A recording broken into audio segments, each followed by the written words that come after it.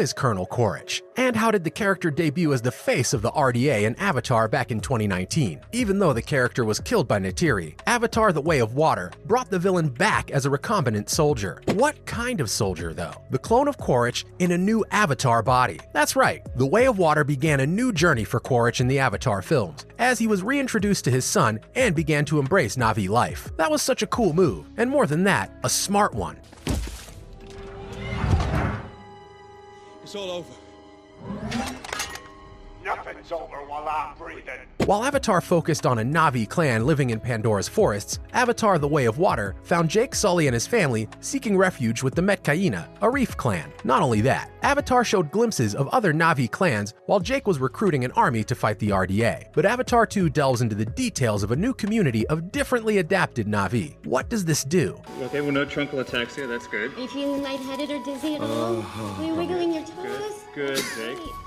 This, in fact, opens the door for more clans to be introduced in The Way of Water's upcoming sequels. And that's really convenient. Director James Cameron has already hinted at one of these clans, which could hold the key to Quaritch's future. Like his character Spider, Avatar: The Way of Water star Jack Champion is one of only a few humans who can claim to have grown up on Pandora. Champion, now 18, was cast in James Cameron's Avatar saga when he was 12 years old, and he dropped out of public school quickly to appear in Avatar 2, 3, and even Avatar 4. That's truly impressive. At the age of 16, the young American actor eventually rapped for the time being. Spider's real name is Miles Socorro, and his biological father is Colonel Quaritch. You get me what I need, I'll see to it you get your legs back when you rotate home.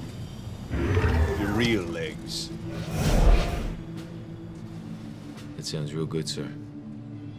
Stephen Lang's antagonist from 2009's Avatar. At the end of the first film, unlike the rest of the Sky People, Miles, who was born on Pandora, was unable to leave for Earth because he was too young for cryosleep. This is why he was raised by Avatar program doctors and scientists. But he quickly became a stray cat to the Sully family, assimilating to the Na'vi way of life and taking on the name Spider.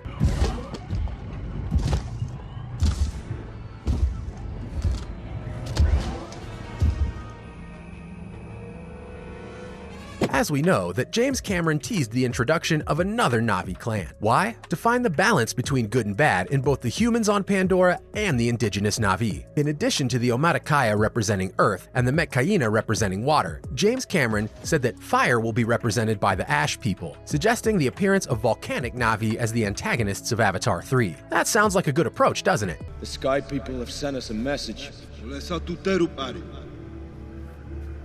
That they can take whatever they want.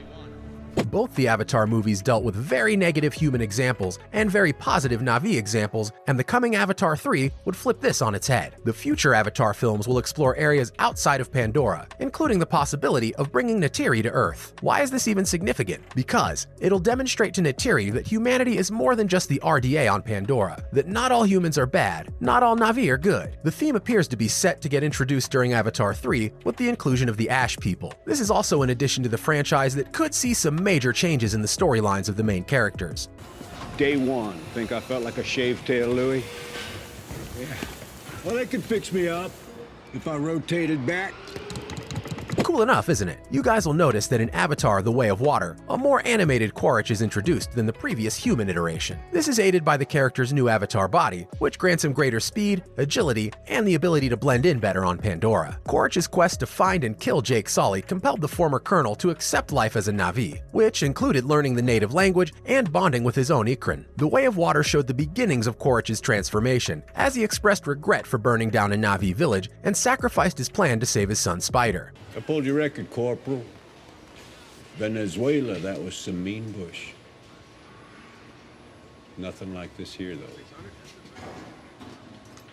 A severely injured Quaritch flies away on his Ikrin to unknown destinations by the end of The Way of Water. Although, since Stephen Lang has been confirmed for all the Avatar's upcoming sequels, he might be back in full force when Avatar 3 arrives in 2024. However, Quaritch's story will undoubtedly change as the franchise progresses. How come? Well, as he gains a greater appreciation for Na'vi life and uses his learning curve to bond with the son who was abandoned after his father's death in Avatar. This creates the ideal storyline for Quaritch in Avatar 3. Both Avatar and The Way of of Water have firmly established humanity as the franchise's primary antagonists. And how do we know that? By seeing the destruction of a sacred Na'vi site and the scenes in which the RDA returns to Pandora at the start of The Way of Water, burning the land for miles around. While this has been an effective storyline for the first 2 films in the series, Cameron risks recycling old stories if he continues to feature only humans as antagonists in the future. This means that new antagonists must be introduced in Avatar 3.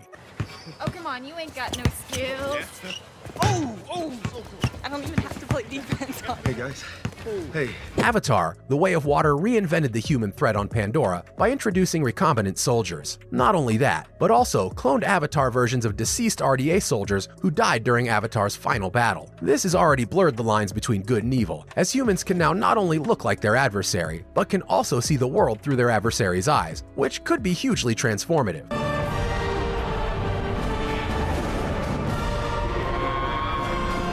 Avatar 3 could change the game once more by pitting a native Na'vi clan against both humans on Pandora and Jake Sully and other Na'vi clans. That's gonna look great on the big screen. Not a lot of you know this, but Avatar 2 became the highest grossing film of 2022 and the highest grossing film of the global pandemic era a month after its release. With a box office total of $1.9 billion, it's possible that it'll surpass James Cameron's target. Not only this, but James Cameron has scheduled the whole Avatar franchise with Disney. The director's planning to release 3 more follow-up films under the franchise in 2024, 2026, and 2028. That's great news for fans, isn't it? Seeing Quaritch fully embrace Na'vi life among the Ash people would be a fantastic payoff to his Avatar journey thus far, seeing him progress from human to Avatar to full-fledged Na'vi. This would also perfectly mirror Jake Sully's experience in the original film, in which he became engrossed in life among the Omaticaya and learned their ways before being officially welcomed into the clan. How's it feel to betray your own race?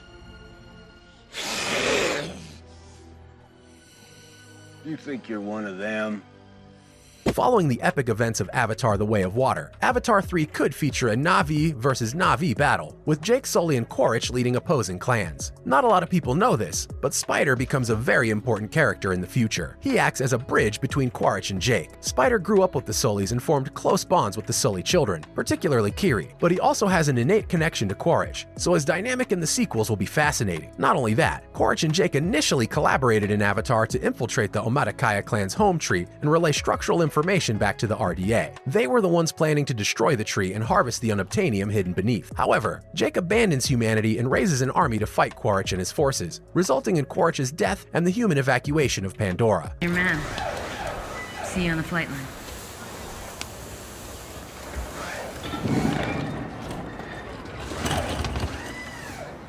This only adds fuel to the fire when Quaritch reappears as a recombinant soldier, intent on exacting vengeance on Jake Sully and his family, seemingly setting up a battle for the ages between the 2 former military men.